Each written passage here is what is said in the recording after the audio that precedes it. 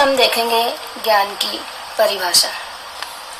विभिन्न शिक्षाविदों ने, दार्शनिकों ने ज्ञान की विभिन्न परिभाषाएं स्पष्ट की हैं। उनमें से हम कुछ ही परिभाषाओं को यहाँ पर एक्सप्लेन करेंगे। सबसे पहले देखते हैं हम सुकरात के अनुसार। ज्ञान एक ऐसी शक्ति है जिसकी सहायता से कोई भी कार्य किया जाना संभव है। अर्थात ज्ञान को एक शक्ति के रूप में माना गया है जिसके माध्यम से हम किसी भी कार्य को कर सकते हैं। अगर हमारे पास ज्ञान होगा तो ही हम, या नॉलेज होगी तो ही हम किसी कार्य को कर पाएंगे। अगर हमारे पास ज्ञान नहीं है तो हम किसी कार्य को कर पाएंगे, हमारे लिए संभव नहीं है। इसी प्रकार से बौद्ध दार्शनिकों ने भी ज्ञान की परिभाषा दी है। ज्ञान वह है जो मनुष्य को सांसारिक दुखों से छुटकारा दिलाता है। अर्थात मनुष्य के अंदर विभिन्न प्रकार के सांसारिक दुख होते हैं, विभिन्न प्रकार के कलुषताएं, क्लेश वगैरह होती हैं।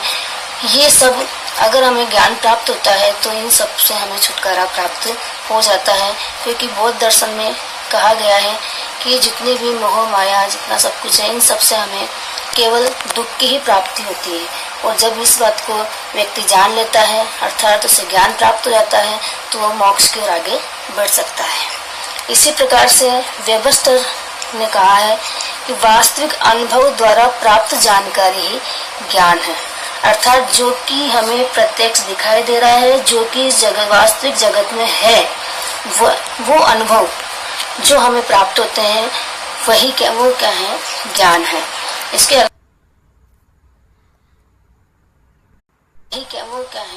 ज्ञान है।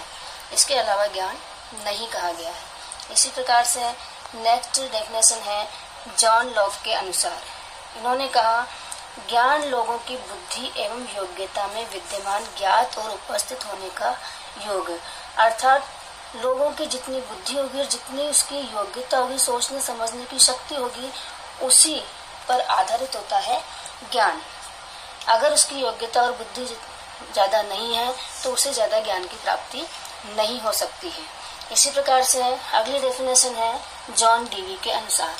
जॉन डीवी ने कहा, ज्ञान को अनुभव की सतत पुनर्रचना कहा जाता है।